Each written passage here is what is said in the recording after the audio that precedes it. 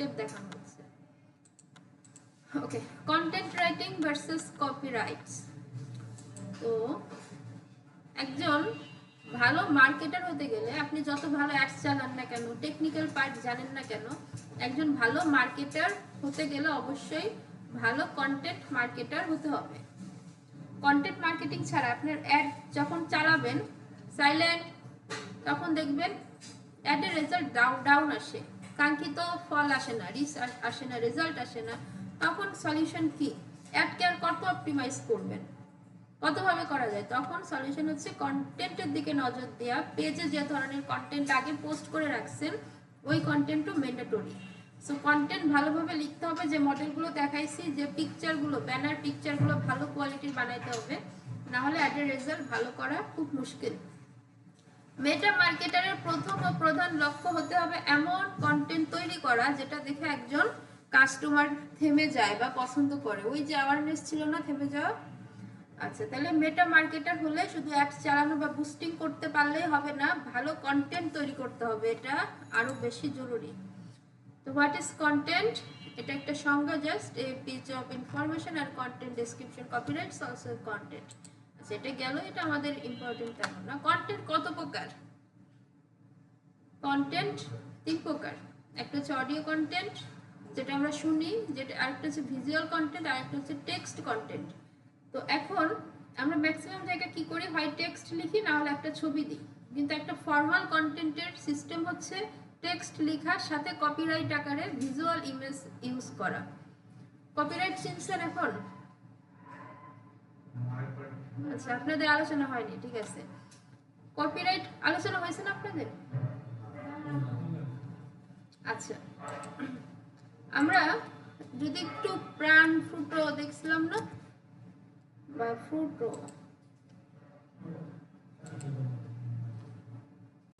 এটা কি দেখাইছিলাম? আচ্ছা,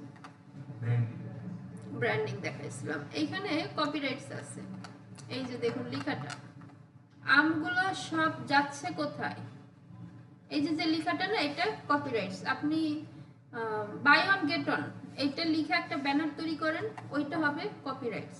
অর্থাৎ আপনার ধরেন পুরো একটা গল্প, একটা টেক্সট অনেক বড় হয় কিন্তু মূল কি 60% ডিসকাউন্ট, ওইটা দিয়ে একটা ব্যানার দেন, মানে মেইন পয়েন্টটা, বা ওজন নিয়ে চিন্তিত এরকম একটা কোশ্চেন বোধক চিহ্ন দেন, চিহ্ন দিয়ে একটা ব্যানার বানান, উপরে ওজন নিয়ে চিন্তিত হলে কিভাবে রিকভারি করবে, আপনার প্রোডাক্টের ভালো সার্ভিস কি কি, সেটা আপনি ডিসক্রিপশনে লেখেন।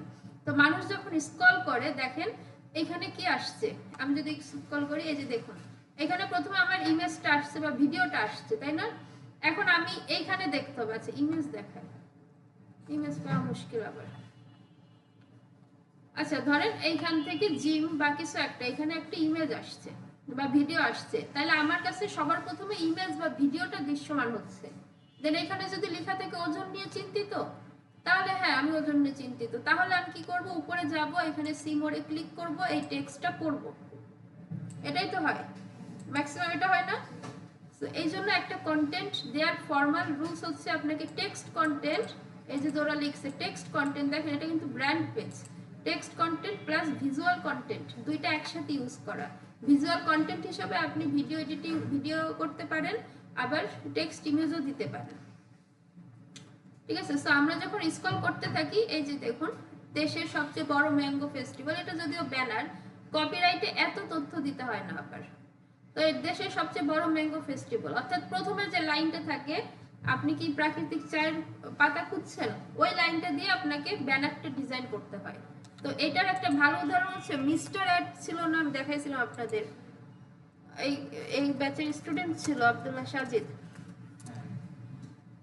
তো ওর এখানে কপিরাইটস গুলো মোটামুটি স্থিতিশীল, মানে ওরাও নতুন ছিল, আপনারাও নতুন, সেই হিসেবে বুঝবেন ভালো। এই যে দেখুন এখানে আমি যখন স্ক্রল করতেছি, দেখেন শ্রমিক দিবস গেল, এই যে বুকে পাথর চাপা দিয়ে অফার দিয়ে দিলাম, তাই না? তো এইখানে আমার ব্যানারটা দেখে ভালো লাগছে বা ইন্টারেস্টেড, কি অফার দিল, অফার দিয়ে দিলাম, আচ্ছা কি অফার দিল দেখি। সো তখন আমি এসে এইখানটায় দেখতেছি। সো একটা পেজে কন্টেন্ট লেখার নিয়ম হচ্ছে আপনাকে টেক্সট কন্টেন্ট এবং ভিজুয়াল কন্টেন্ট দুইটাই ইউজ করতে হবে একসাথে। কোনো কন্টেন্টে সিঙ্গেল ইউজ করার প্রয়োজন নাই। আপনি যদি ফর্মাল ভাবে চলতে চান তাহলে এটাই করতে হবে। সো ওই কি এটা কিন্তু কপিরাইট করে করছে, এটা কিন্তু আমাদের সেই সকল ব্যানার না, এটা কিন্তু কপিরাইট। এই যে মেইন পয়েন্ট বা পেন পয়েন্ট যেগুলো, যে ব্যবসায় মুরগি না হয়ে বড় লোক হন, তাহলে আমার মনে হবে কিভাবে, তো আমি তখন এটা দেখতে যাব। সো এই যে মেইন পয়েন্টটা বা হাইলাইটেড পয়েন্টটা দিয়ে ডিজাইনটা করা হচ্ছে, এইটাই হচ্ছে অ্যাকচুয়ালি কপিরাইটস। তো আপনি যে কোনো দুইটা, হয় ভিজুয়াল টেক্সট না হলে টেক্সট অডিও। সো অডিও তো আমাদের এখন ইউটিউব ছাড়া তেমন চলে না, বা বাইরের দেশে গানের জগতে অডিও বেশি ইউজ হয়, না হলে ভিজুয়াল বা টেক্সট কন্টেন্ট দিয়ে আমাদের অলওয়েজ কন্টেন্ট লিখতে হবে। কন্টেন্ট নিয়ে কাজ করতে কি কি প্রয়োজন? আপনি যে একটা কন্টেন্ট লিখবেন তার জন্য ডিজাইন প্রয়োজন, কপিরাইটিং প্রয়োজন, কন্টেন্ট প্রয়োজন। ডিজাইন কি? Banner design. কপিরাইট কি? ওই যে ব্যানারটা ওই কিরা বা এই যে ব্যানারটা ব্যবসায় মুরগি না হয়ে বড়, এটা হচ্ছে কপিরাইটিং, এই যে লেখাটা, ছোট্ট লেখাটা। তারপরে আর কি করতে হবে? কন্টেন্ট লিখতে হবে, টেক্সট কন্টেন্ট। টেক্সট কন্টেন্ট কি? এইটা মডেল 4P মডেলগুলো ফলো করে লিখলেই চলবে। সো এইভাবে করে আপনার কন্টেন্ট আই ক্যাচিং করবেন, অন্যের কাছে আপনাকে আরো আকর্ষণীয় করে তুলবেন। পেন পয়েন্ট, কন্টেন্টে কিছু পয়েন্ট আছে যার মধ্যে প্রথম ও প্রধান হলো পেন পয়েন্ট। মার্কেটিং এর ভাষায় একজন মানুষের পেন পয়েন্ট যদি সমাধান দেওয়া যায়, সে মানুষ বারবার কাস্টমার হয়ে ফিরে আসে। পেন পয়েন্ট কোনটা? যার ওজন কমছে না, তার ওটাই সমস্যা। আপনি ওজন কমানোর সমাধান দিলে সে আপনার কাছে ফিরে আসবে। যে ফর্সা হতে চায়, তাকে ফর্সা হওয়ার সমাধান দিলে সে আপনার কাছে ফিরে আসবে। তো এই জন্য পেন পয়েন্ট যেটা মূল জায়গা, ওইটার সমাধান দিতে হয়।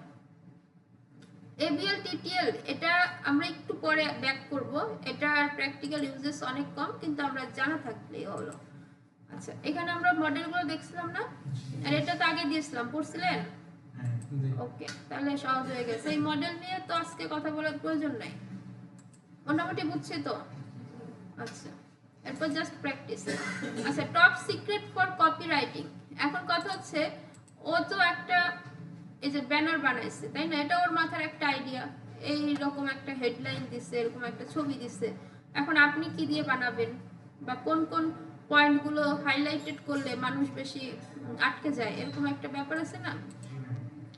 টপ সিক্রেট ফর কপিরাইটিং, আপনি যদি এই পয়েন্টগুলোকে হাইলাইট করেন, তাহলে একটা মানুষ আপনার কপিরাইটসে বা আপনার ব্যানার, আপনার কন্টেন্টের উপর আকৃষ্ট হবে। তার মধ্যে একটা মেন হচ্ছে FOMO, fear of missing out. এটা কি বলেন তো? শেষ হয়ে যাওয়ার ভয়। ওই যে আর মাত্র 4টি সিট বাকি, আজকেই শেষ দিন, অর্ডার করেন, এরপর আর পাবেন না, আছে না? ওটা প্রতিদিন দেখায় না, আর মাত্র 4টি সিট বাকি কোথাও ভর্তি হতে গেলে, কিংবা আজই শেষ দিন, আজকে অর্ডার করলে 30% ডিসকাউন্ট, পরে অফার থাকবে না। এটা কি একটা ভয় দেখানো না? সো এই জন্য এটা বলে FOMO, fear of missing out. আর আরেকটা হচ্ছে পেন পয়েন্ট, ওই যে ওজন কমছে না, আপনার ওটা সমাধান দিতে হবে। এখন সাইলেন্ট মাসি আসতে আওয়াজ করেন, তো ওইটা সমাধান দিতে হবে কিভাবে?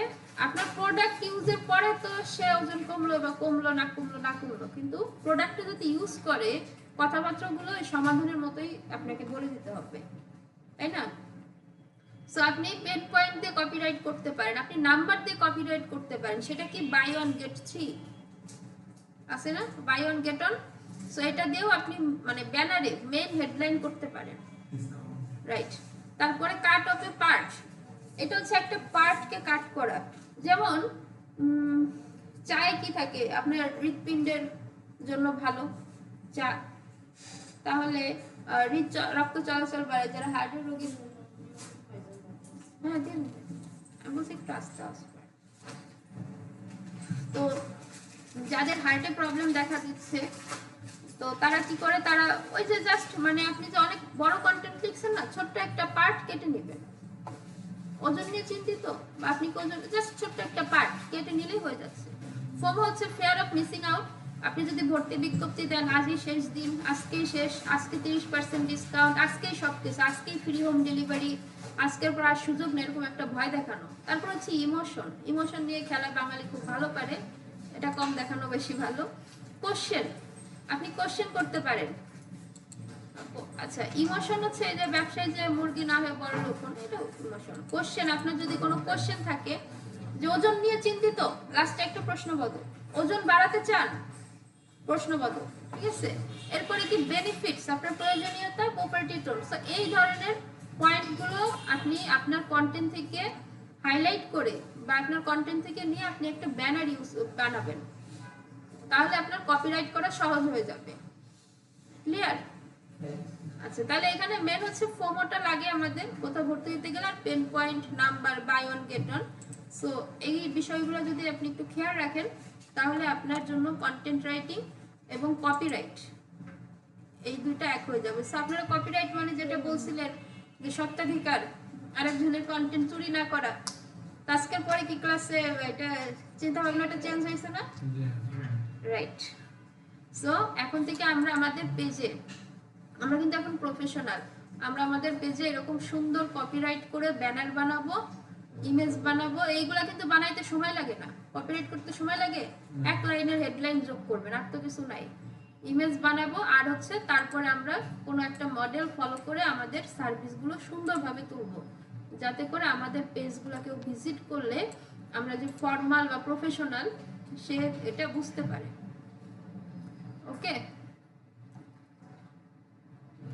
এই যে ল্যান্ডিং পেজের ওয়েবসাইট তৈরি করেন, তাও আবার অল্প খরচ, এটা একটু হাইলাইট করলে ভালো হতো। সো কপিরাইট গুলো এরকমই হয়, মানে আপনার যে ব্যানার খুব একটা সুন্দর করে করতে হবে, অনেকগুলো পয়েন্ট গ্রাফিক্সের প্রো লেভেলে থাকতে হবে, এরকম না। ভাষার মাস উপলক্ষে আমাদের প্রতিটি সার্ভিসে 21% ডিসকাউন্ট, ওকে গুড, এটা ফাইন, ঠিক আছে। সো এরকম ছোট ছোট পয়েন্ট হাইলাইট করে আপনি, এই যে আপনি কি ওয়েবসাইট করার কথা ভাবছেন, এটা কি প্রশ্ন করছে না, এইভাবেও আপনি কপিরাইট করতে পারেন। জি বলেন বলেন বলেন বলেন, শেষ। হ্যাঁ, একটু যেখানে কপিরাইটের ইমেজটা ছিল এখানে নামেন। হ্যাঁ, এই যে আমার মনে হয় আমি ভুল হতে পারি, এই যে কপি, এই ব্যাখ্যাটা এটাই, এটিএল, বিটিএল, টিটিএল। যেটা তো ভিডিওতে আসলো না, ভুলে গেছি, যাকা। সো এটা জাস্ট আপনি সংজ্ঞাকারে পড়ে নেবেন, এখানে তাই বোঝানো হয়েছে। বিটিএল মানে বিলো দ্য লাইন, এটিএল মানে অ্যাবভ দ্য লাইন। আপনি যেহেতু মার্কেটিং শিখতেছেন, এই নামগুলো আপনার মাথায় থাকতে হবে। এটা কি কাজ, এটা আপনাকে ভাইবা বোর্ডে জিজ্ঞেস করলে আপনি জীবনে নামই শুনেন নাই, এটা যেন না হয়। আপনি পড়ে গেছেন, শিখে গেছেন, অতএব আপনাকে বলতে হবে। আচ্ছা, কোনো কোশ্চেন আছে?